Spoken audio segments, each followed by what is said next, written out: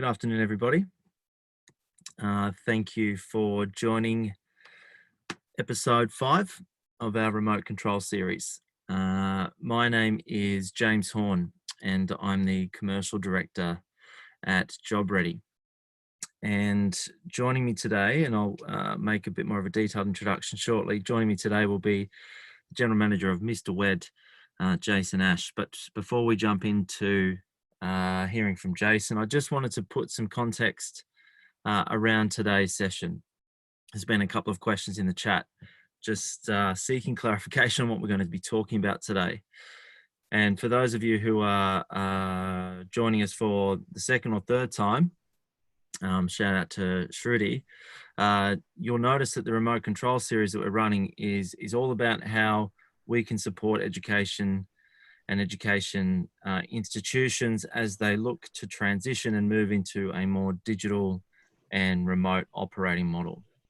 And you will have no doubt seen a ton of stuff and content out there that's talking to the individual aspects of what that transition looks like. And we've covered off some really interesting elements of that as part of the remote control series. And if you've not seen those, if you've not caught the first 4 sessions, then I'll share a link to the site where you can download the other recorded sessions. And we cover off things like which LMS is the best fit for you, and some other topics that are really important, particularly right now. What we wanted to do though was bring in a real life case study. And many of you who are attending today will have heard of Jason and his business, Mr. Wed. And we've been working with Mr. Wed for a number of years now. And I think it's a wonderful story of how that business, long before we found ourselves in a current environment, looked at and effectively delivered a transition to a remote working model. And what we wanted to do, rather than create some more content, either blogs or webinars or, how-to guides or instructions, we wanted to actually get Jason in and tell his story, because I think that's a really interesting way for you guys to understand and in some ways correlate your own journeys and your own situations back to an example of someone who's already successfully completed that transition. Importantly though, Jason's business is unique. So there are going to be some things that Jason covers off in the next sort of half an hour, 40 minutes that will definitely resonate with you. And then there'll be some stuff that may not fit exactly with your business model. But what we'll do is we'll make sure that we've got the Q&A and the chat open for the whole duration. Jason has got a bit of a presentation for us to take us through his journey. I've got a bunch of questions for him, and I'm sure you guys will have as well. So where appropriate, we'll jump in and ask those questions and get Jason to elaborate on some of the points. So I'm going to hand over to Jason in a second. But before I do, I just want to say thanks again for joining us. I will share after today's session a link to the recording and the slide decks, and also a link to our remote control site where you'll be able to see all of the sessions that we've already done so far over the last few weeks, and all of those other sessions that we have scheduled that will continue to explore what a remote and digital education world looks like. So on that note, Jason. Hi James, how are you? I'm very well. I'm very well. Thank you for joining us. I'm going to let you paint the picture for everyone online with us today. So why don't you just start by telling us a little bit about you and Mr. Wed. Yeah, thanks, James. The reference, I think, to us completing this journey already is a little exaggerated. I think we're still in work in progress. Oh. So, look, I guess the story starts for us as who we are as an organisation, and I'm sure many of you will know us as Mr. Wed Training and Assessment. My CEO, Mark Ratcliffe, founded the business, and we've been around in this space for quite a while. So we were an RTO since 2000, and we specialise in that train the trainer space. It's a very small market for us, or very niche market, I should say. And we specialise in the TAE product range, as well as professional development options for trainers and assessors. So we've been around since 2000. We've had a lot of graduates in that time, both domestically and internationally. And we've had a lot of success with our face-to-face training over the years. And that's probably what we've been most known for. So the current COVID-19 situation has been a bit of a challenge for us, even though operationally we've been functioning effectively for about 2.5 years now as a complete remote organisation.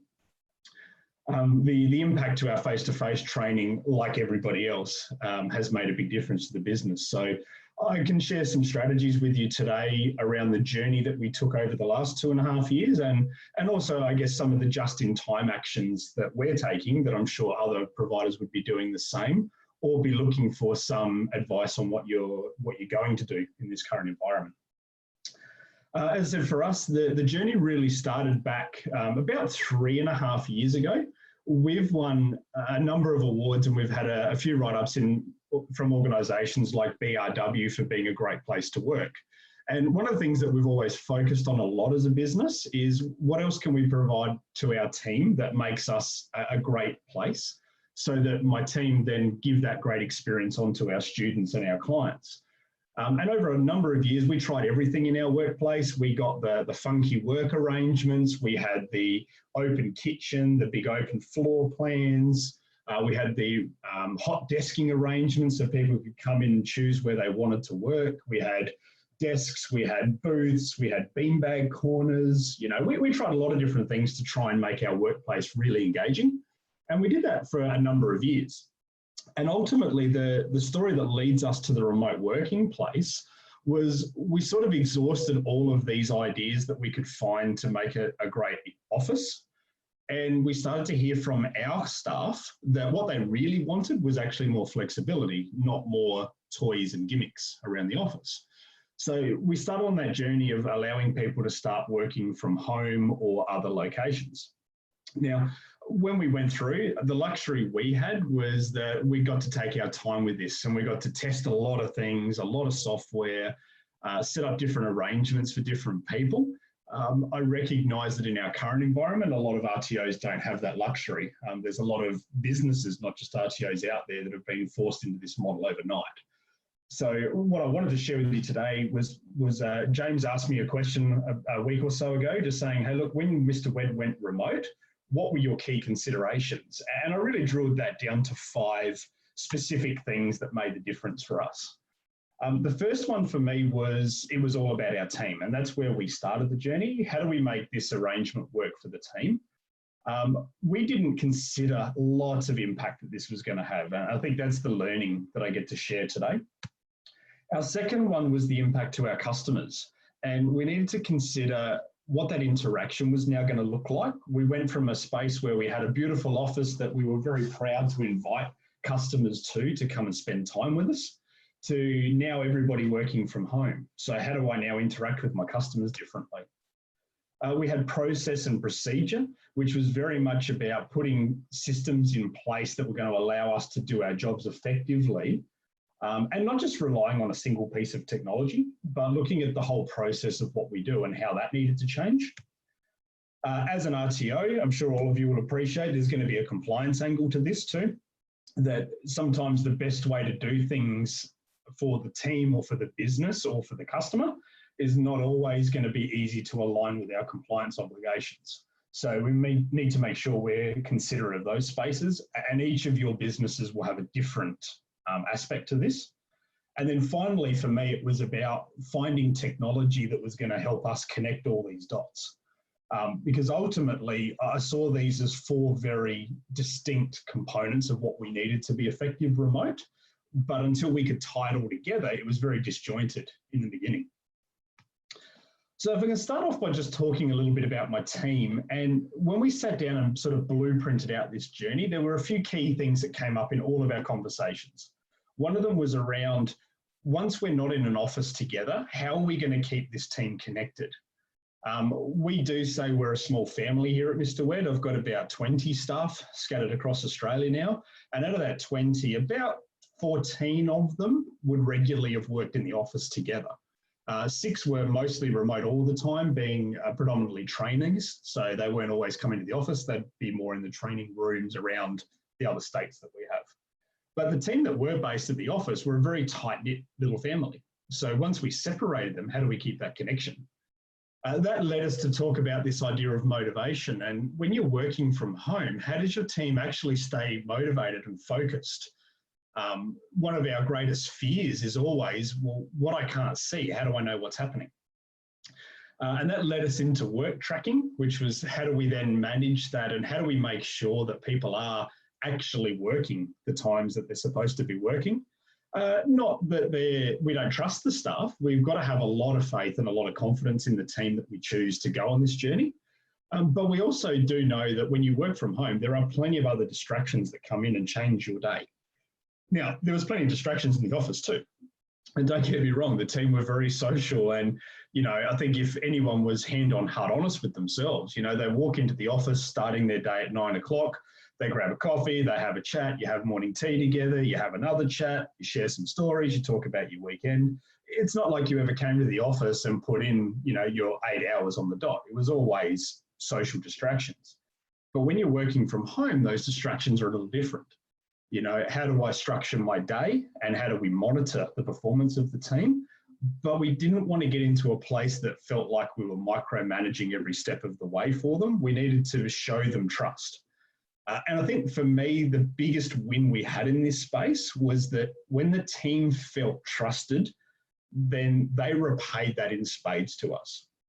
And one of the biggest problems we had when the first probably 12 months we went remote, was that the team tried so hard to prove that they were trustworthy and that they could get on with the job without being monitored too closely, that they were working way too many hours. And I've got plenty of stories over that time where, for example, I was over in Kuala Lumpur delivering some training. So there's about a 3-hour time zone difference over there. So what would have been 11 o'clock at night to Australia, I would be messaging some general admin team saying, hey, you know, just chasing up an issuance for this certificate. Can you have a look at that for me tomorrow? And I'd be getting replies at what would be 11 o'clock at night for them. And I'd have to be saying, why are you answering my emails? What are you doing? And often they were just sitting there on the lounge watching TV in the background, but they still had their laptop open and they were still plodding away doing bits and pieces. Now, that's awesome from the team and you can't thank them enough, but it's also not what we wanted from people. So we had to really repay that trust and help people manage down that time. It's quite an unusual problem. I always jest in this one and say the biggest problem I've had in the last few years is telling my staff to stop working so much, which is quite a unique problem to have. But nevertheless, it's still a problem when you're looking at moving into this remote space. Some of the things that we learned from the team perspective that really changed our perception over these years was the first one that once people went into this remote space, we really needed to find a balance between structured work activities and a lot of flexibility.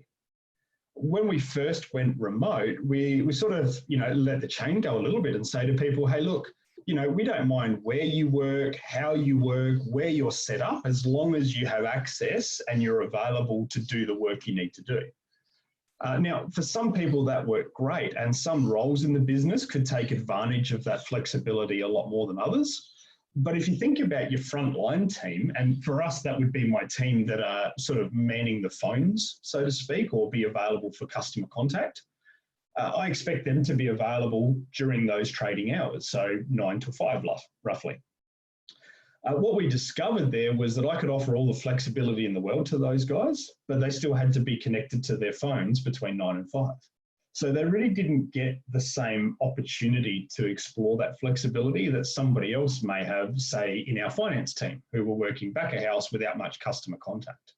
They were able to take a lot more advantage of that. So for us, the lesson then became around how do we structure work activities that drive flexibility rather than just simply saying to people, you can be as flexible as you like. So one of the examples I can give you there with our frontline team is that everyone in that phone system, so we have about 4 or 5 people that are regularly on the frontline communication, they have an hour every day that they log off of the phone line system, which I'll talk about the technology later, but they log off the system so they don't take frontline calls, and they can spend that hour focusing on whatever project they want to work on for the day, however they want to work on it, it's totally up to them. So they have a completely disconnected 1 hour a day that they can work on whatever flexible tasks they like. What that created for my front team, again, was a bit more of that trust and a bit more responsibility for them to make sure they used that time well. But it also meant that they could take that hour away from sitting in their designated little office nook that they have at home where their phones are all connected, and take their laptops and go and sit outside if it was a nice day, or work by their pool, or go for a walk to the local park if they had their Wi-Fi connected to them. Didn't matter where they were, they could take advantage of that time that they had each day.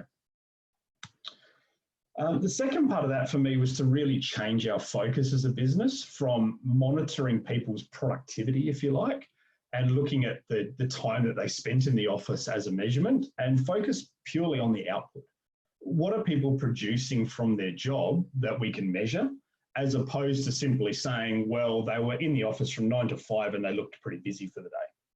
So how do we change that approach and start to really look at our KPIs and realign those to being in an environment that was more output focused? For some of the roles in the business, it really didn't matter whether you were online from 9 to 5 or whether you were online from midnight to 8 a.m. It didn't matter, as long as the volume of work that was produced was consistent with what we expected for the time that you were putting in. Probably the biggest lesson for me last year, so being remote for about probably a year and a half before we really recruited anyone new into that environment, was, wow, how hard is it to recruit somebody when you're used to bringing them into the office to induct them and so forth?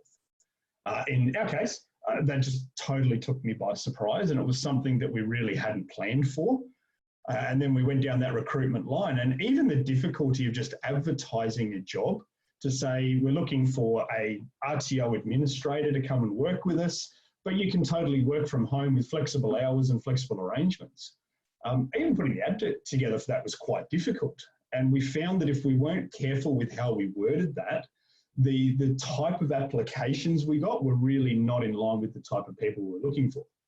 I remember having a very early phone interview with someone that looked great on paper. And I said to them, look, so, why do you want to come and work with us? Common first question.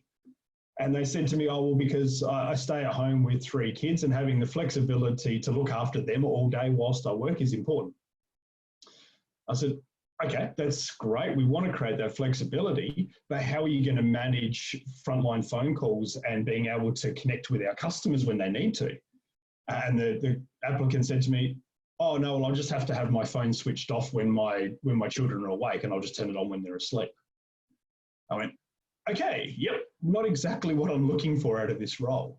So whilst there are flexible roles in the business that might be able to work like that, we did find that our advertising and recruiting was a lot more complicated. We also then had to think about how we're training and inducting those staff, because typically we would have brought them into the office, sat them with the team in the administrative team, and had them shadowing and buddying up with people for weeks before we let them loose on their own.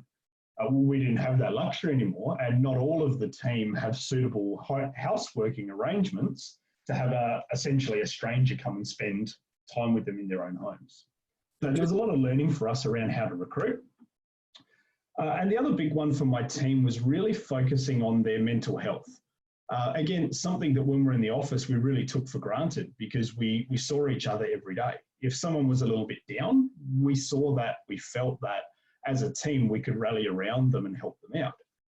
Once we went remote, we found this a lot harder to deal with, and we sort of found out later on in life, or later on through this journey, that some of our team had some quite impactful home challenges that were going on that I'm sure if we were in the office we would have been aware of, but because of the remote working nature, we sort of weren't there to support them the same way.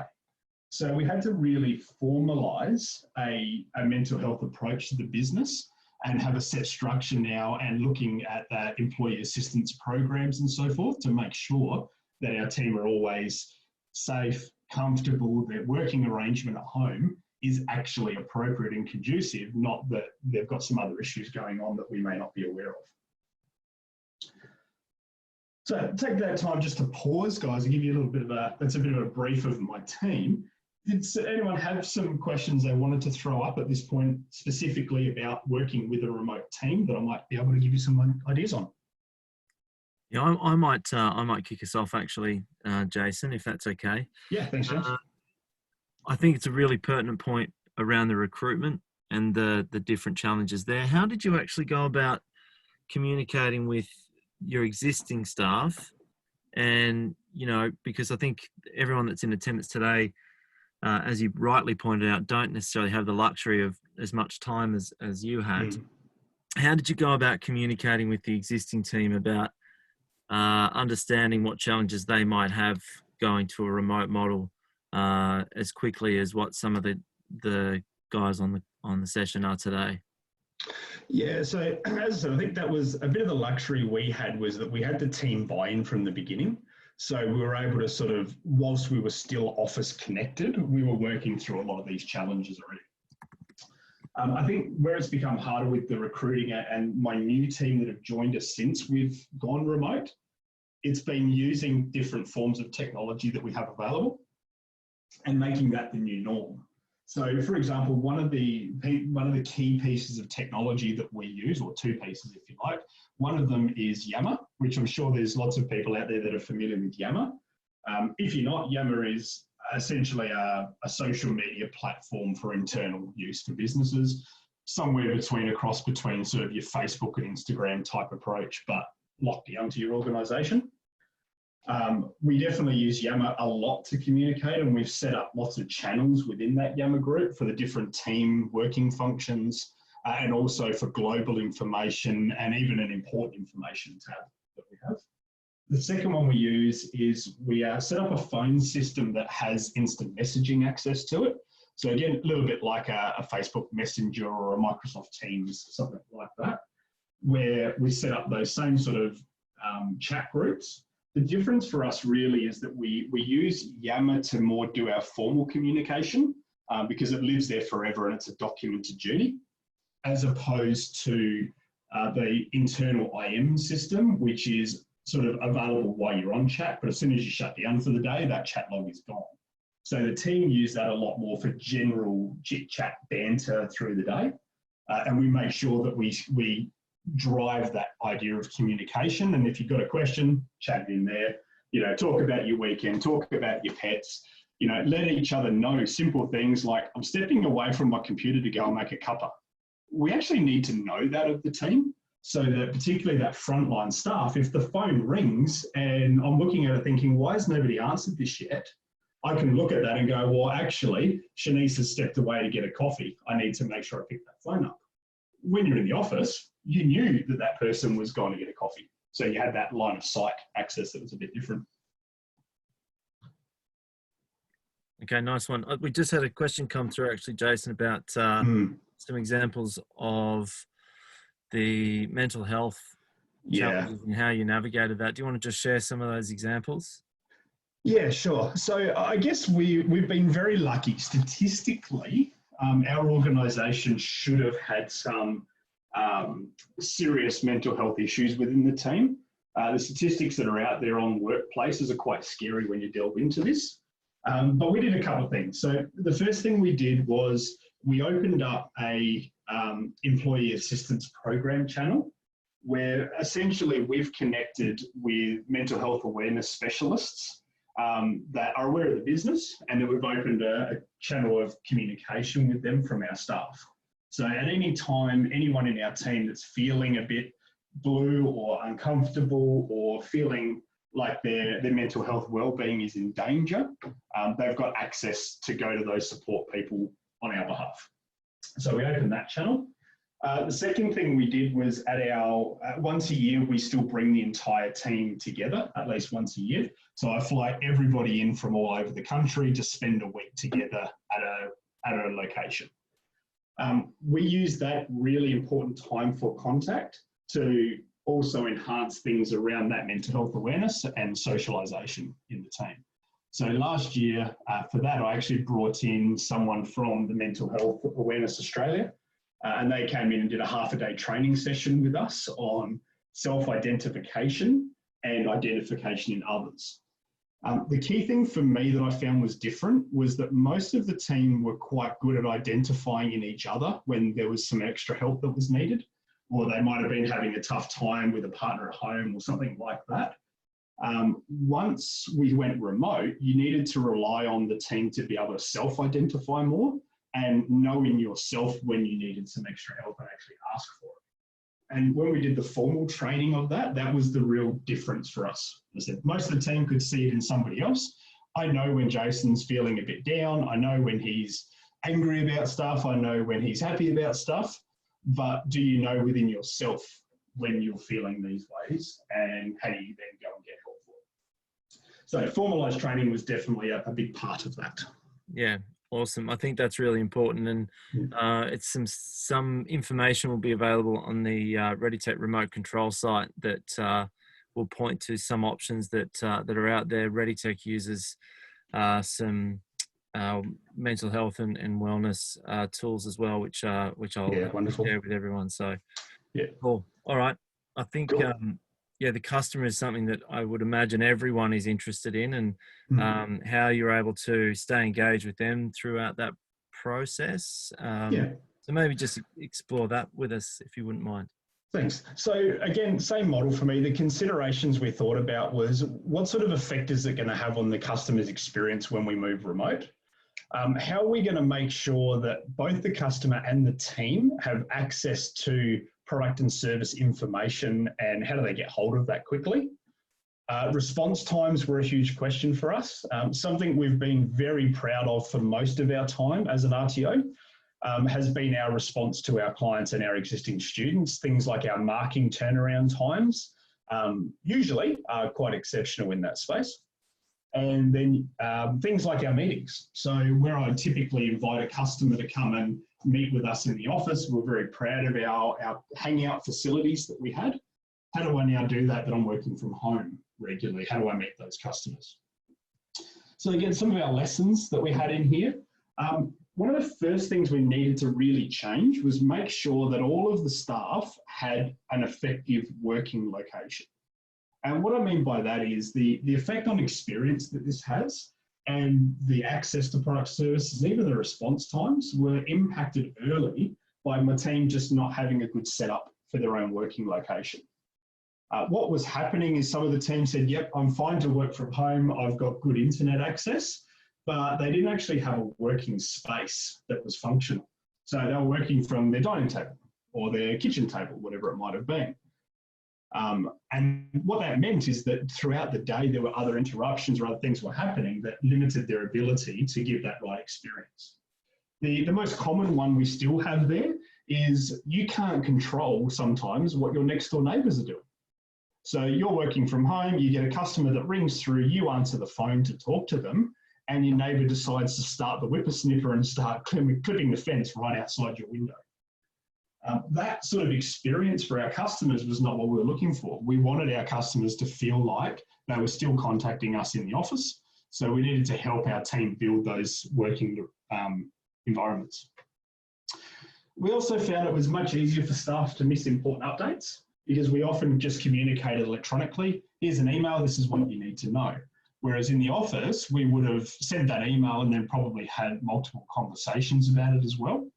So we found that we needed to do a lot more specific follow-up with our team to address those key pieces of information. As an example of that, once a week, what we do with our team is every Wednesday, we turn the phones off in the business for 1 hour, and the whole team logs into our meeting software, and we have a 1 hour team brief every Wednesday morning. And we've got that structured in a way. It starts off with movement updates, who's on holidays, who's on leave, who's off sick, whatever we need to know, right through to how are we tracking with things like our assessment turnarounds, how are we tracking with customer feedback, what's our turnaround times with things like email correspondence. So we track through all of those updates. So as a whole team, every week, even if you've missed some of the other communication, we're making sure that we rebrief that through our weekly meetings. We realise in here that, you know what, it might sound really obvious, but the service standards really matter in this remote space. And again, it's very easy for things to slip through the cracks if we weren't paying attention. So someone might submit a request through one medium, That person then sends it over and says, okay, well, our standard is to answer all emails within 24 hours. That's a service standard that we have in the business. So I've seen the email, it's come through, and I go, yeah, I'm not the best person to deal with this. I'm going to forward this to one of our assessors, for example. I've done my part within 24 hours. It's gone to the assessor. And the assessor looks at it and thinks, actually, I'm going to give this to one of the other assessors because I'm a bit tied up now. And they forward it on to somebody else, and then it gets forwarded to somebody else. And before we knew it, the customer hadn't heard from us for 3 days. Now, internally, each piece had met their own service standard, but we were missing the service standard as a whole business sometimes. So again, that's another change to that system we needed to think a little bit differently about. And then obviously we use a lot more virtual meetings and webinars now. So both with our customers and with our staff, but I regularly have these type of Zoom sessions with plenty of our customers. I was on one 2 nights ago with an organisation in Malaysia that are looking to work with us. Normally I would have gone over to meet with them and spend some time to work out their training needs. Now I'm doing those type of things through virtual meetings and webinars. And I think the luxury we have right now, or the silver lining, is that every business in the world is in the same situation. So when you're contacting them and saying, hey, I'm not coming now anymore, I'm going to reduce the travel, but can we do this remotely? People are very comfortable with that. Whereas I found 12 months ago, 18 months ago, when we were going through this journey, it was a bit more hesitant. You'd say to people, oh, can we have a Skype meeting for this? And they'd be like, oh, can't you come and see us instead? So I think that transition has been helped by the current situation, which is a bit different. I think that's a really good point, and an opportunity to evolve faster. A lot of those barriers that you've had to navigate have actually been removed by the current situation, right? So yeah, we should be able to expedite that. I think there's a key theme in there, which is communication. You've absolutely. Talked, really strongly about how effective and important effective communication is, and trying to maintain not just communication but connection, and using those different tools that you've talked about there. We just had one question come through from Gillian. Yeah, specifically our turnaround times. Gillian, on a normal week, if you submit an assessment to us, I'd expect you have a marking result within 48 hours. Okay, awesome. Obviously, depending on what you submit. If you submit an entire double diploma RPL application, probably not so much, but typical marking turnaround, 48 hours. Cool, thanks. Okay. Okay, so if I move on to process, and again, this is more getting into the nuts and bolts a little bit now. What we needed to consider was, as an organisation, we had a ton of manual processes when we were in the office, because sometimes it just made more sense to hand a piece of paper to someone, to stick a post-it note on their computer, to print a document and put it on somebody's desk. We had to consider the way we were going to keep records, because again, in our old environment, we had a huge office where I had dozens of filing cabinets in the office where all of our student submissions would live. Every student had a manila folder hanging in that filing cabinet. We had our marking and issuance processes to think about. And again, very manual. We would have a manually written cover sheet on all of our assessments. And when the assessor finished the sign-offs, they would handwrite and they would sign off all of these pieces of paper, stick that on top of the student's file, hand that or put it into the pigeonhole for the administration team to go ahead and process that issuance.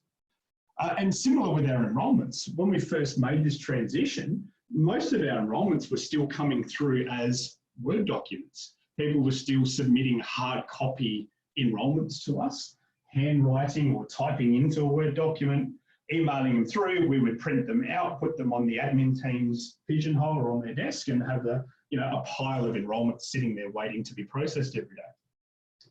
So as we went through this idea of, how do we take all these processes electronically? How do we move them from a manual-based thing? The lesson learned was, man, we had so much paper in the business. We were not sustainable in any respect when you look back in hindsight on these things. The amount of documents, paper, printing that we would go through was just kind of overwhelming once we actually moved away from it and you started to realise how much impact that was having on time and resources. For me, it was looking at our student management system, now LMS, SMS, CMS, whatever you guys decide to call it. But our student management system in this case for us is the team at Job Ready, RTO. And it really made us explore what else that could be doing and how that could help us make this transition. And the truth is, what we learned from this is we were probably using about 10% of the functionality in that system. And the rest of it, we went, you know what, we don't need that because we're doing it like this. So for us, that was part of that lesson, was to make contact with your vendors that you work with, talk to them and involve them in this transition and find out, you know, you don't know what you don't know in this space. So we learned a lot of lessons from just contacting the team there at Job Ready in this case and saying, hey, James, we're trying to do something like this. Any idea where to go? And sometimes they would come back and say, yeah, we've actually got that functionality already. This is how you access it. Here's some videos. Here's some information. Other times they would say, actually, no, we haven't really considered that. Let's look at building something and what does that look like? We put together a bit of a development plan. Looking at recording our assessors' decision-making and issuing of certificates was a big change for us. And again, that's a lot of the connection back to Job Ready in that space. We use a lot of things like checklists now within the file notes for Job Ready. We use a lot of allocation of file notes that we didn't use previously. And our assessors do a lot of electronic sign-offs now with these checklists that we save up through the system rather than, again, having handwritten examples. And finally, my last note here is just more paper. The amount of paper was just unbelievable when we broke down these processes. Cool. I think that that one in particular point there, Jason, about reaching out to your current vendors, suppliers, partners is going to be really crucial. As everyone's trying to navigate a really similar path, being able to lean on and leverage your relationships with your community is going to be super important, regardless of which vendor you're using right now. So I think that point stands out for me, in that you kind of just relax into a business as usual process. Once you go live with some of these systems, this is a wonderful opportunity to start to really try and squeeze every value you can out of all of these relationships that you've got as an education institution. Yeah, and look, and as a great example, as James said, you know, we've worked with Job Ready and Mr. Wet have worked together for a really long time. But I'm sure some of you will be aware of things like QR codes that are part of the validation or verification of your certificates. If you haven't explored QR codes yet, please do it. So if you're with Job Ready, talk to the guys about having QRs added to your certification.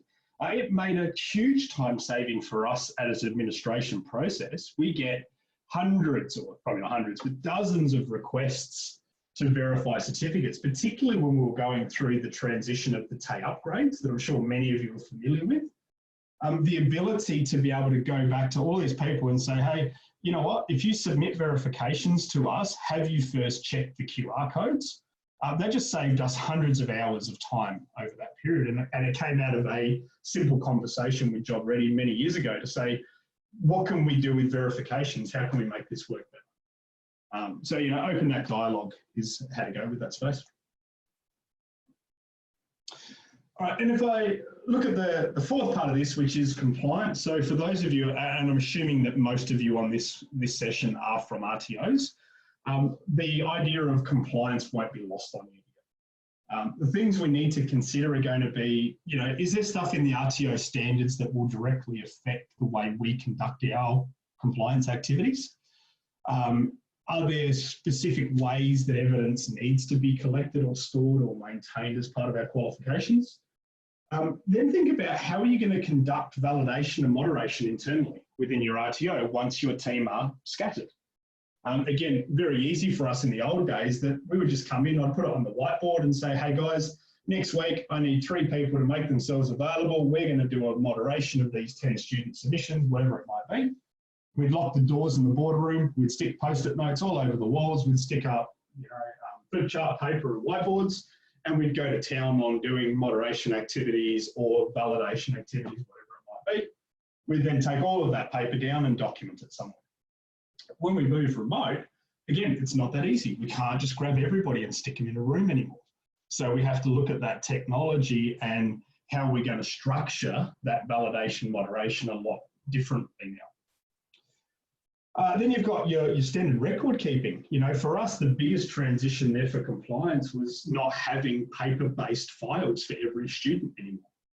So that was a huge transition in our compliance, and we had to make sure that, you know, we weren't missing things, we weren't dropping pieces of information that were important. We had to make sure that our assessors signing off was still clear and concise, and that we're documenting feedback effectively and all of those parts of our record keeping. And then how do we maintain that when students do submit a hard copy assessment? Where am I going to put it? Where do I get them to send that to? Are we going to scan every book into a drive somewhere, or are we still going to have a physical storage location that we need to use for that record keeping? And then finally, there is about the compliance meetings. So regularly you would have those conversations because you had proximity with each other. I'd hear assessors just overhearing feedback each other were giving to different students, which would then generate a discussion around validation or around moderation or around consistency of marking. Once we were not in the same room anymore, we have to formalise that as a more regular meeting structure with intent, rather than just allowing it to be a bit of an organic type experience. So much lessons again, so much paper. Again, so much of our compliance work was paper-based, and again, that was a massive transition for us. And the planet is probably happy that we've moved remote, because the amount of paper we went through was crazy. Again, using your student management system to create these robust checklists and formal checkpoints along your journey. So in Job Ready, we've got things set up like validation and moderation checklists that go into a certain category within our file notes. So at any time, I can go into Job Ready, I can filter that down, and I can see what conversations have my assessors documented in the last week, month, 6 months. Is there a pattern in there that I need to be thinking about? Is there some variations in there that I need to now go and challenge? How do I bring that together and make it formal as a response? But using the student management system that everyone has access to document that makes a lot of sense for us.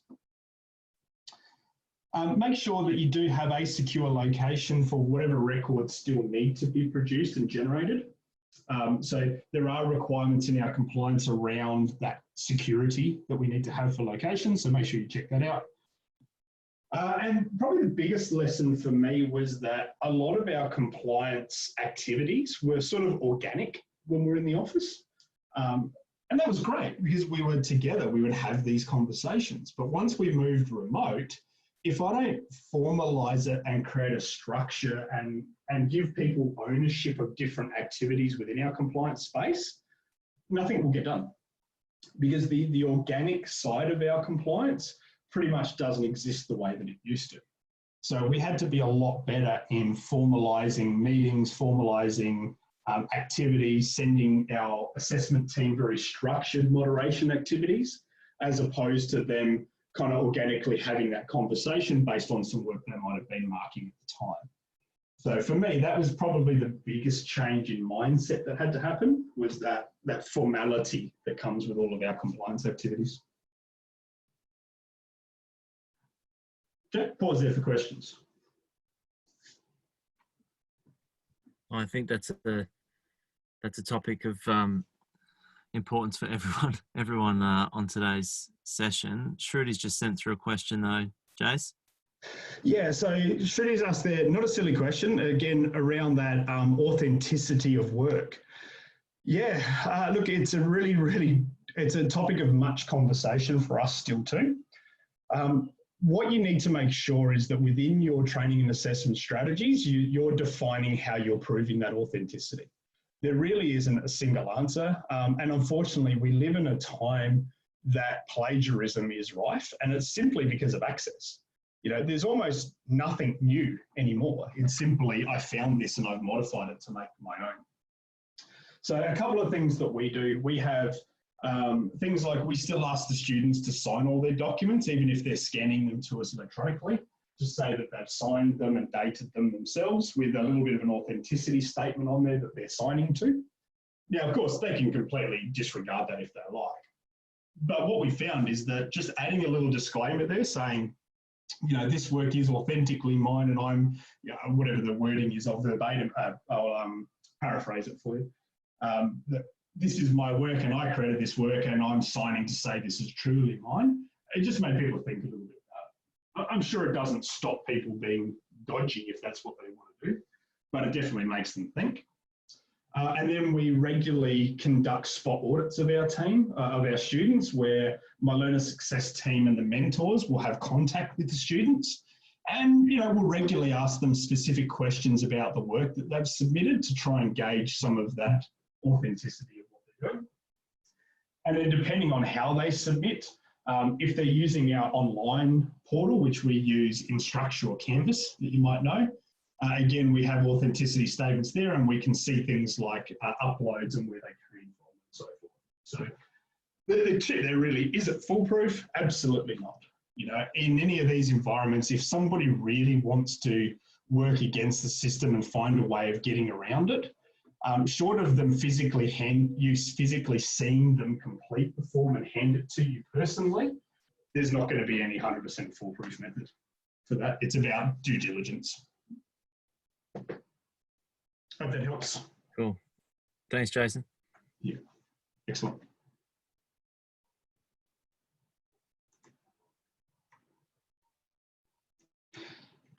So my final one there is around tying all this together.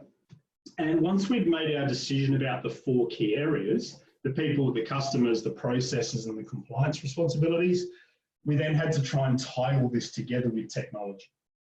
Now, for me and for most of my team, this was our biggest challenge by far. I have a lot of people, particularly in the administration side of the business, that have been around a really long time. I've got a couple of people in our team that have been with us since 2000 when the business started.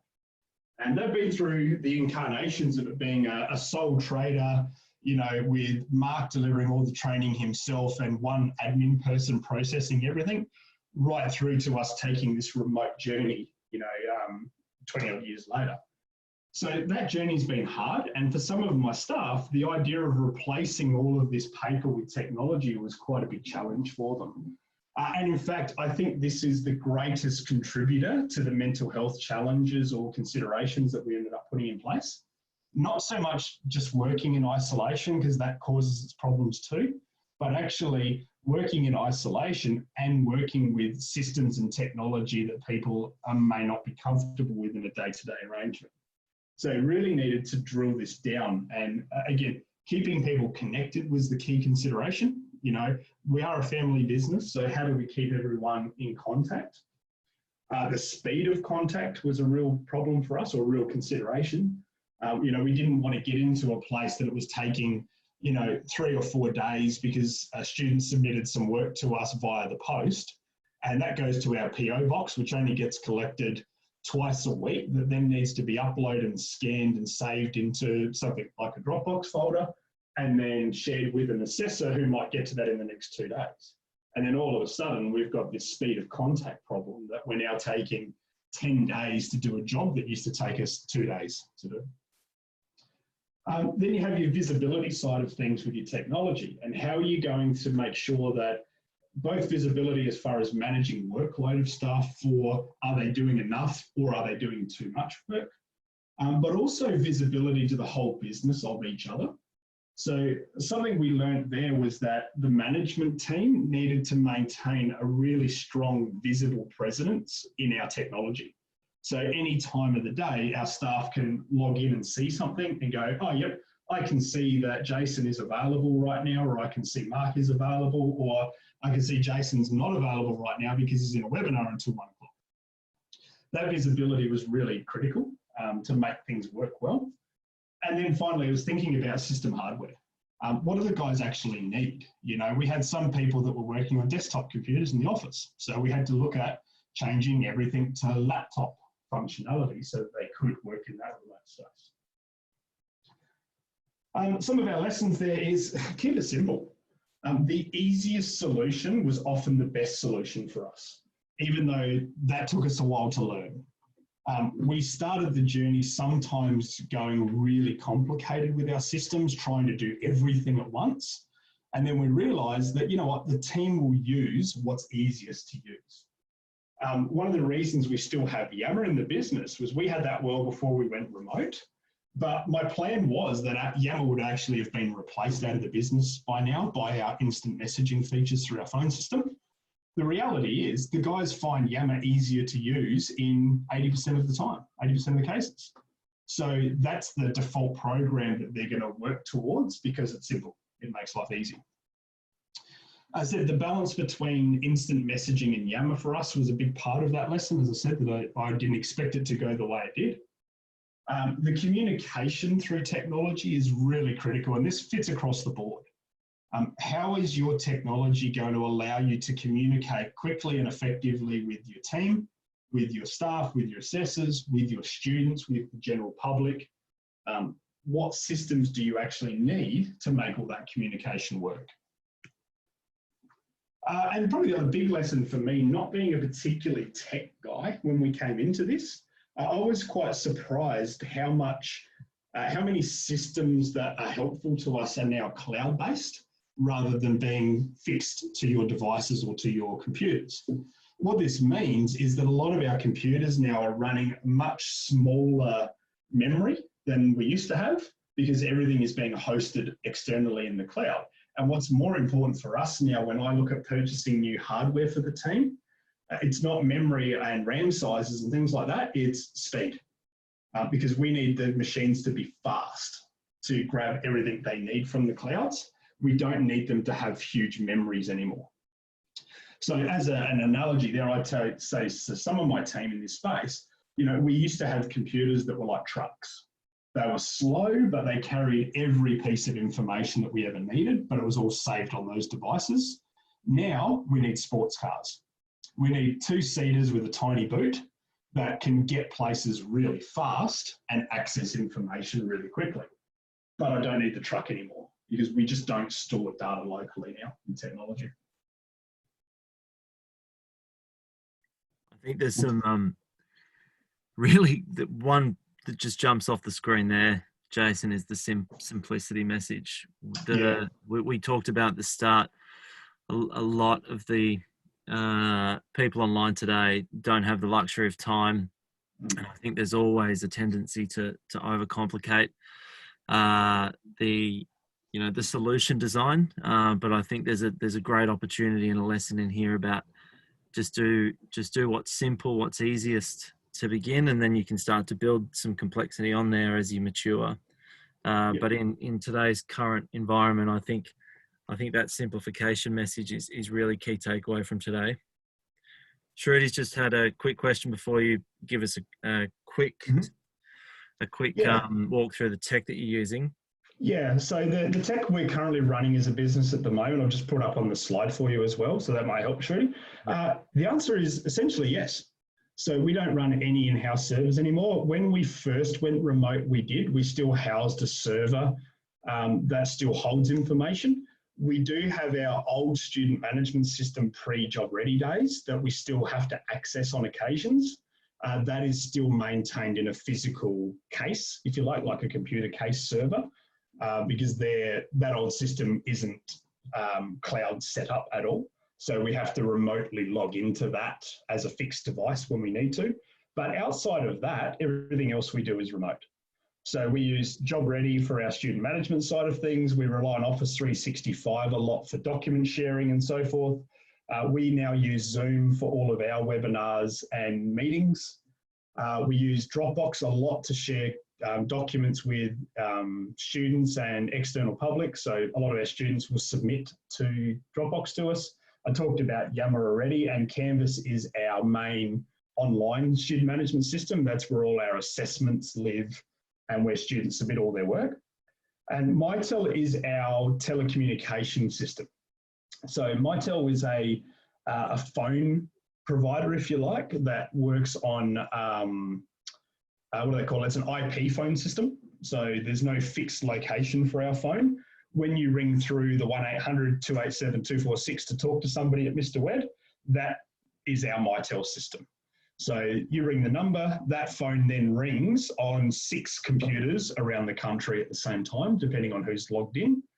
And my front of house team will see the phone ring and they all answer those phones through their laptops or diverted to their mobiles, which is my preference in that space. The cool thing with the Mitel is that it is a one system that actually does almost everything for us. So it manages our 1-800 numbers, it manages all our internal and external phone calls to ring each other and to clients. It also runs our instant messaging between each other, so I can instant message anyone that's online. It manages our transparency of access. So when I'm available, I just have a little green icon that comes up in the system that says Jason is available, or I have an orange icon that says no, I'm in a meeting until this time. And it links with Office 365 and with Outlook too. So if my Outlook calendar says I'm offline for an hour for this webinar, I don't even have to touch my Mitel. My Office 365 actually updates Mitel and says, no, according to Jason's calendar, he's not available right now. So it manages all our phone, our instant messaging, as well as things like screen sharing, and it can video conference as well. So internally, that's our major setup for all of our telecommunication side of things. Outside of that, Job Ready, Canvas, Dropbox, they all manage our different levels of documentation. And obviously the integration between Job Ready and Canvas has been a huge project for the last couple of years. And that saves us a lot of time and a lot of resources as well, which I'm sure James would be happy to talk to anybody about if they're looking at some similar type of solution. Definitely. Thank you, Jason. I think the technology piece is probably the most important and probably the area where the most amount of maturation or progress can be made in the shortest amount of time as we go through this digital and remote transformation over the next few weeks and months. I think there's, collective agreements that this will not be an overnight change for, many of the organizations on today's session and those that we've been speaking to over the last month. So that technology layer, that technology piece is going to be so crucial for you to be able to move forward successfully. Some of the key takeaways just from my perspective before we open the floor, communication is not just, one direction or the ability to move something off of your plate. I think engagement and connection outside of just communication is crucial as we move to a remote and digital world. What if you were to describe one or what a normal day looks like for Mr. Wed now, just sort of a summary of the 5 anchors that you took us through today, what in 30 seconds how would you describe a normal day for Mr. Wed now, Jace? Look, it does vary depending on roles, okay? So for my frontline admin staff, for example, the day for them looks like they wake up in the morning. We encourage the team to spend their first hour of the day the same way they would have if they were commuting. So what I don't want to have from my team is I start at 9, I wake up at 8:50, roll into my office and I'm online in time for 9 o'clock. What I really try and promote in that wellbeing balance is that if you would have left your house at 8 o'clock to be at work by 9, you should still be up ready to leave at 8 and spend that hour doing something productive for yourself. If you would have sat on the train and listened to music, then get up and listen to some music. If you would have read a book while you're on the train, get up and read a book. So try and use that time effectively. Once they log in, they're now logged in for the day. They sit there at their computers, wherever they're set up for the day. If the phone rings, we answer it through our phone systems. In the meantime, we're responding to emails and chat messages.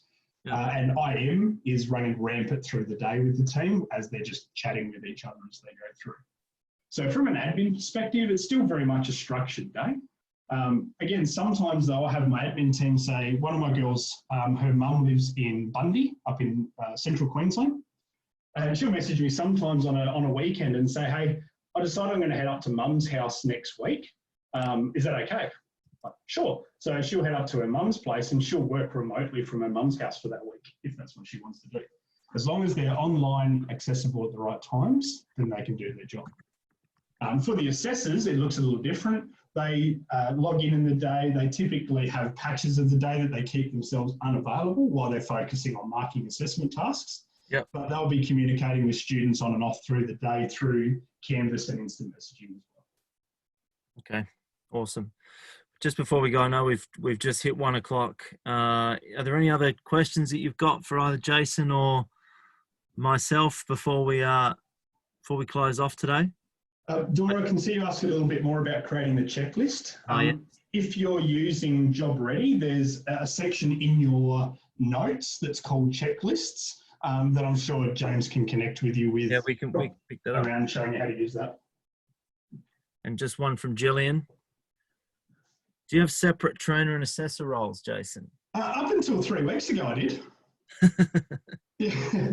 So I did have some trainers that were 90% of their job was to present training in the classroom. But I've always liked having our trainers also work as assessors, so they make sure that they're connecting with their teaching to what's happening in the assessment space. I found that when you separate the roles completely, there's sometimes a disconnect. So I've never liked that. I've always liked to have them shared.